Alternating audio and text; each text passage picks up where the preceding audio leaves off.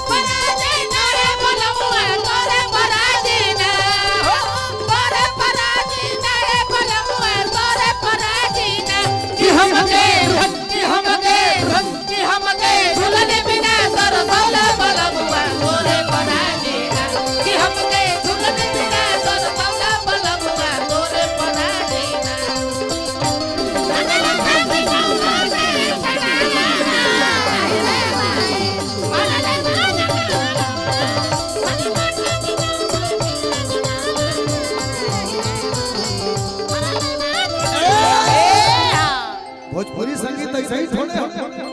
जितना सुंदर गाना उतने सुंदर नाच प्रधानता गायन वाद्यम च नृत्यम ते मुच्यते संगीत जहाँ गाना बजाना और नाचना तीनों मिल गया संगीत परिपूर्ण हो गया अब देखिए उधर चलो अब जैसे हम नाचे वैसे नाचे के अपना सुना एमे हमारा दोनों भाई के काला लोग के तू लोग एक जगह पे भाई खड़ा हो आ जिला हिल जाए हां ए बाबू ये भोजपुरी संगीत हो हां मामा भी रहिया में चल चली हो हां जी अब जैसे मामा बोल कौन तिवारी रे कौन तिवारी हो प्रभुनाथ तिवारी चल उनकर नाम धर प्रभुनाथ तिवारी जी दुगोला गौनई के बहुत निमन कलाकार जब वो गीत गावे ले तो नचिहे कैसे बबुआ लाइन में लागल हो कैसे हो कि मन करे अगिया नहीं अब जैसे ब्यास करिहन वैसे करिह जा जैसे हम करब उसे करे अपना से कुछो नहीं करे के आ उनका चलते मरिए जा मामा भी रहिए भैया कि मन करे अगिया नहीं उनका चलते मरी मामा इन्हीं के बताओ रंगा सही बात चलो पहले का नृत्य कि मन करे अगिया नहीं चल उनका चलते मरी मन करे अगिया नहीं अरे होय काहे उठ रहती है एकरा आदत बा हमार गाना ऐसे ना हां हां जी हाथना बढ़िया बैठत ऐसो ना मंच पर तैसा कोनो कुछ खाड़ा रही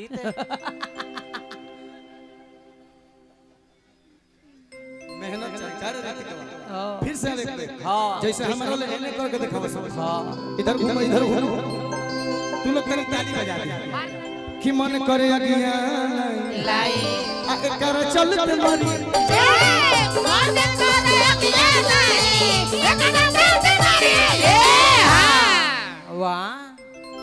एक एकर भाई केकर प्रभुनाथ तिवारी के हां अगला नृत्य हां मगध सम्राट हां सुदर्शन यादव हां दुगोला का सबसे बड़ा स्टार हां जी पीछे चलो पीछे जा आओ पीछे जा जा जा पीछे हटा आओ लखन वो होने जाओ ए अबे आस जहां धरता वो नई जा धर धर उठावा जल्दी जतना उठा के घींच ले तना घींच दूतलिया उठावा मच्छरदानी मत उठाओ रीतिका धरा दूतलिया उठाओ उठावा बादामास कहीं का धरा हौला धरा धर तू धर नीचे वाला धर नीचे वाला हाँ ऊपर वाला न धर नीचे वाला धर नाचे ले सुदर्शन भैया हाँ झूठ ना कहो पैंट फाट चुकल है हमरा हाँ मजाक ना काले इतना पैंट के बगल में मत माने लौकी तो बगलिया में बेदाम कोचे से काले पाट गई देव गमछी दे रहो तौलिया दे कहनी है ना घरे से 4 गो गमछी लेके चलो हाँ ब्यास लपेटता हूँ तू हो लोग लपेट आओ धरा ये हमार धोती है हाँ हाउ धोती है तार गोती है ले गई नाचे ले सुदर्शन हाँ भैया सोझा सोझी धैले बावन तू हो सोझा सोझी धर घीचले बावन उतना तू हो घीच ब्यास उठैले बावन तो उनकर पैंट लौकत तार नइखे लौकत उठाव अपने ले कहला कि जैसे जैसे करब वैसे करी हो जाए उन्हीं के बात आओ कि मन करे अगिया लाई मामू आ एकरा चल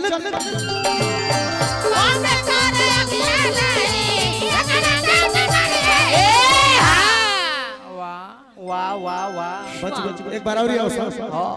कि मन करे अगिया लाई चल आ एकरा चल